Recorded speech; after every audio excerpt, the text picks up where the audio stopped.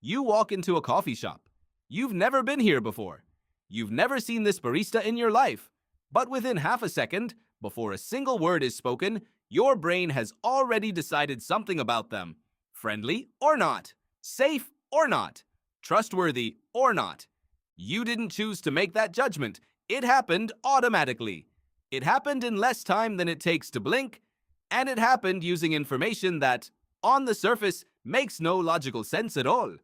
Because how can a stranger's face tell you anything real? You have no history with this person, no data, no context, and yet your brain acts like it knows something, like it's remembering a face it has never actually seen before.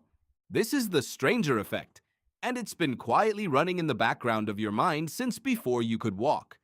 Think about the last time you met someone new, maybe at a party, a job interview, or just passing someone on the street. Did you notice the snap judgment? Probably not. That's the point. It's invisible. It feels like nothing. It feels like just looking at a face. But researchers have spent decades trying to understand what's actually happening in those milliseconds. And what they found is stranger than most people expect. In the early 2000s, psychologist Alexander Todorov at Princeton ran a series of experiments. He showed people photographs of unfamiliar faces for a fraction of a second. Just 1/10 of a second. Barely enough time to register that a face was even there. Then he asked a simple question. Does this person look trustworthy? The answers were remarkably consistent. Different people, looking at the same stranger's face for the same impossibly short flash of time, agreed with each other again and again. Trustworthy, not trustworthy. Competent, aggressive, likable. 1/10 of a second was enough. The brain didn't need more time. It had already made up its mind. So what is it actually looking at? Todorov's research pointed to something surprisingly specific. Faces that curve slightly upward at the corners of the mouth. Faces with wider eyes. Faces with eyebrows positioned a certain way. These features triggered higher trust ratings almost universally. Sound familiar? It should. Those are the same features associated with positive emotional expressions: happiness, openness, calm. Your brain isn't reading minds. It's pattern matching. It's comparing a stranger's resting face to a library of emotional expressions you've been collecting since infancy.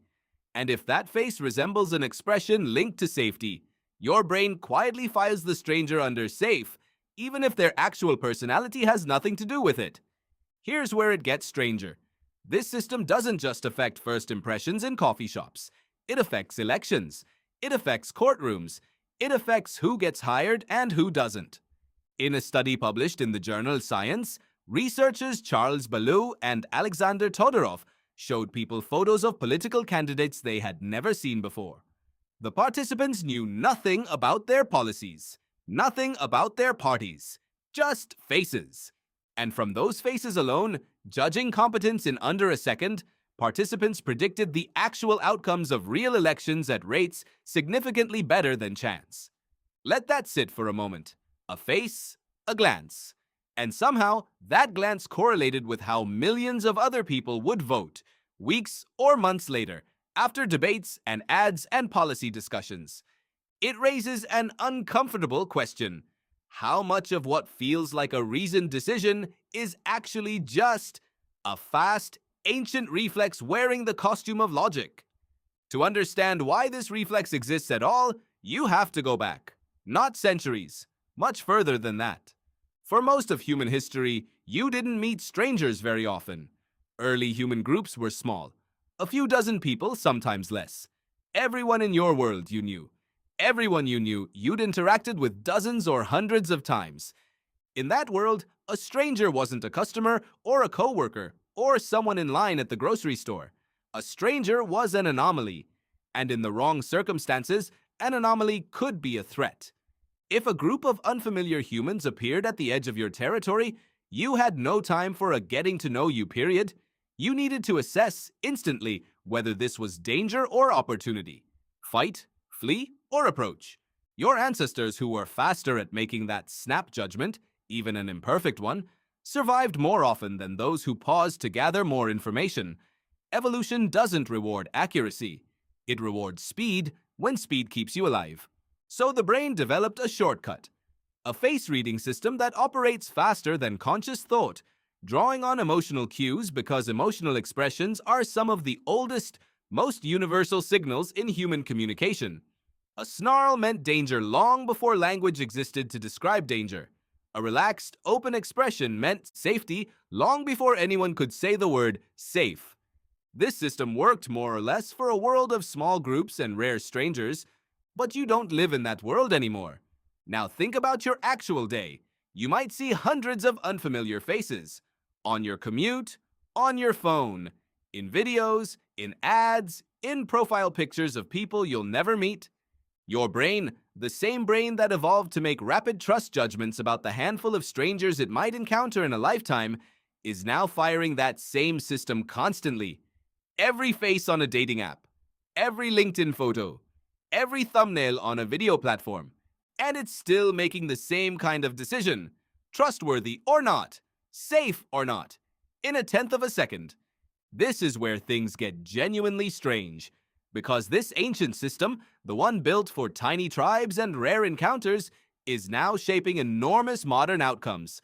Researchers have found that faces rated as more competent-looking are more likely to be hired for leadership positions, even when their actual qualifications are identical to other candidates. Faces rated as more trustworthy-looking receive more lenient outcomes in some legal contexts. None of this is conscious. None of it is intentional. It's the stranger effect, quietly nudging outcomes that feel, to everyone involved, like careful and rational decisions. Here's the part that should genuinely unsettle you. The features your brain associates with trustworthiness have almost nothing to do with whether someone is actually trustworthy. A 2014 study by researchers including Daniel Rhee and Nicholas Rule examined whether facial trustworthiness ratings predicted any actual behavioral honesty. The findings were clear. They didn't. People with trustworthy faces were not more likely to be honest. People with untrustworthy faces were not more likely to lie or cheat. The signal your brain is reading isn't a signal about the person at all. It's a signal about how closely their resting facial structure happens to resemble an emotional expression your ancestors learned to associate with safety. In other words, you might be making consequential decisions, who to trust, who to hire, who to vote for, based on something closer to the geometry of cheekbones and the natural curve of a mouth than on anything resembling actual character. Does that mean you should distrust your instincts entirely? Not quite. The stranger effect isn't a flaw to be eliminated. It's a tool. And like most tools your brain inherited from a much older world, it's powerful, fast, and frequently mismatched to the environment you actually live in now. The danger isn't that the system exists. The danger is not knowing it exists. Because once you know, you can start to notice it. You can catch the moment your gut says, I don't trust this person, and ask yourself, is that based on something they did, or something about how their face happens to be shaped? Knowing the stranger effect is real doesn't switch it off. You can't turn off a system that's been running for hundreds of thousands of years just by reading about it. But you can add a second step, a pause, a question. Think about the last interview you sat in on, the last profile photo that made you swipe left, the last person whose face made you feel uneasy for no clear reason. How much of that reaction was about them? And how much of it was your ancient brain doing exactly what it was built to do in a world it was never built for? So the next time you walk into a room full of strangers and your brain instantly sorts every face into safe or unsafe, friendly or not, pause for just a second. That feeling isn't wisdom. It isn't intuition reading some hidden truth. It's an inheritance. A tool built for a world of small tribes and rare encounters, now running constantly in a world of crowds and screens and faces that mean nothing about the people behind them. And maybe that's the real answer.